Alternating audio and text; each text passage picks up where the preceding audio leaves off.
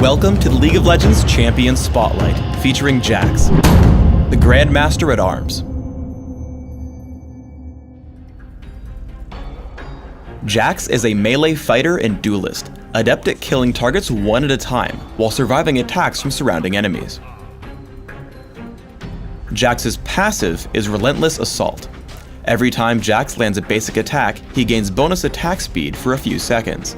This bonus stacks multiple times up to a cap. Leap Strike sends Jax lunging toward target minion, monster, champion, or ward, whether friend or foe. If the target is an enemy, Jax will also damage it. Max Leap Strike by level 13 for mobility and damage output, taking 1 point by level 3 for jungling, and a point at level 1 when laning. Empower causes Jax's next basic attack to deal bonus damage. This ability will reset Jax's attack timer, meaning you can use it as an almost free attack if you time it correctly. Additionally, if you activate Empower before using Leap Strike, it will deal damage on top of Leap Strike. For maximum damage output, max Empower by level 9, with your first point at level 2. Counter Strike buffs Jax for a few seconds, causing him to dodge every attack made against him for the duration. At the end of this duration, Jax stuns and damages all nearby enemies. Counter-Strike deals bonus damage based on how many attacks Jax dodged. Take just 1 point in Counter-Strike early and max it last. When jungling, grab it at level 1. Jax's ultimate is Grandmaster's Might. Passively, it grants bonus damage to every third consecutive attack Jax makes, though this counter resets if Jax waits too long between attacks. When activated, it grants Jax bonus attack damage and ability power for a few seconds. I play Jax as a jungler, starting with Counter-Strike and a Vampiric Scepter. Upon reaching level 3 for Leap Strike and killing the Lizard Elder, look for a gank. I spot the enemy Annie in mid lane. I approach the brush and signal my teammate. I Ghost, trigger Counter-Strike, and Leap Strike into range. I stun her and continue damage output with Empower. As my teammate flashes into range for the stun, we pick up first blood. Specifically look for ganks when your lane is pushed to your own turret.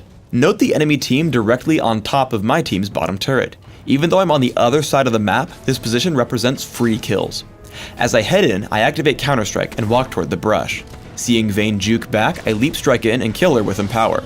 After, I look for my next target, choosing the one with the least health, Warwick. Though he flashes, I still pick up the kill with the Lizard buff. After Gangplank retreats, I head for the dragon. Using Wriggle's Lantern, I ward the most likely route my opponents will tank to gank me and take down the dragon. The massive attack speed from Relentless Assault ties in well with the bonus damage from Wriggle's Lantern, Empower, and Grandmaster's Might, resulting in a much faster dragon kill than almost any other champion. When fighting one-on-one, take special care to preserve both Leap Strike and Counter Strike, as they're your only tools for catching up to running opponents. As I gank Yorick on top lane, I head in with a basic attack and an immediate Empower, granting me 2 attacks almost instantaneously. Once he starts running, I trigger Counter-Strike for the stun. Yorick survives Leap Strike, so I close the gap with Ghost for another Empower and the passive trigger from Grandmaster's Might, picking up the kill. Remember that Leap Strike can be used on your own wards as an escape tool. As a teamfight erupts, both Warwick and Gangplank target me for their ultimates.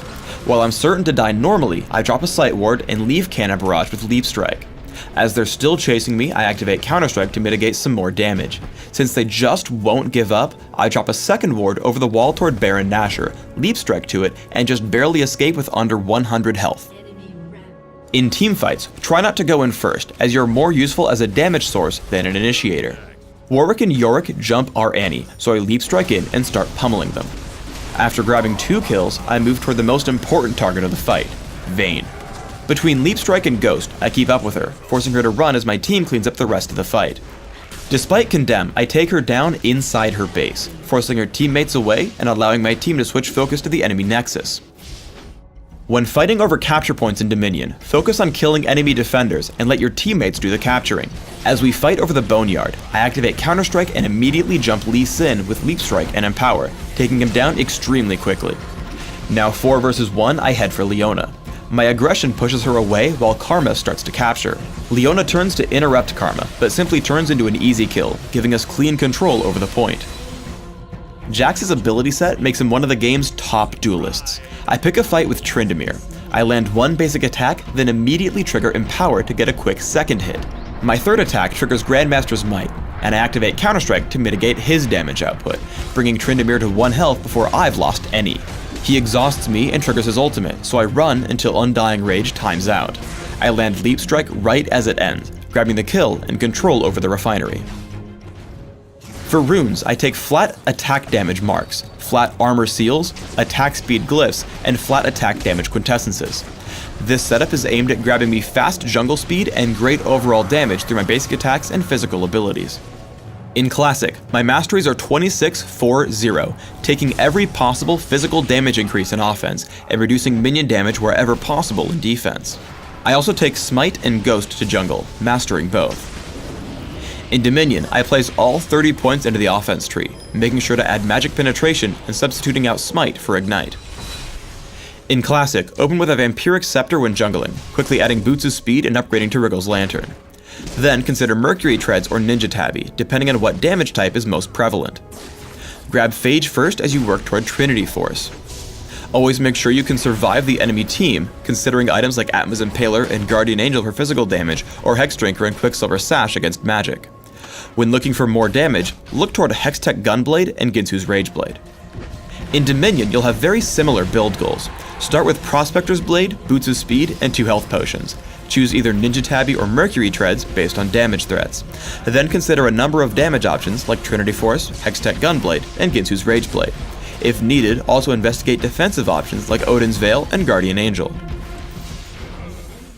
Thanks for tuning in to the Jax Champion Spotlight. Please subscribe to the Riot Games YouTube channel above, and don't forget to thumbs us up just below the video.